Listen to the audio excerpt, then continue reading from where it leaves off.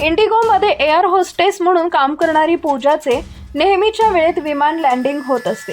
या दरम्यान तिचे कुटुंब टेरेसवर उभे राहून तिची वाट बघत असतात।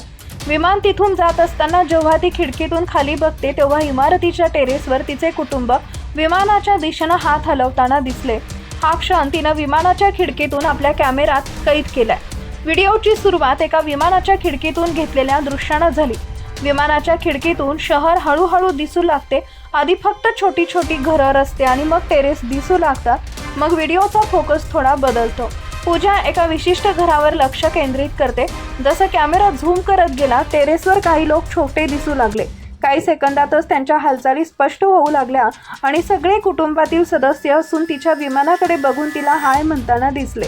सोशल मीडियावर व्हायरल होणारा हा व्हिडिओ @पूजा1428 या इंस्टाग्राम अकाउंटवरून शेअर करण्यात आला आहे।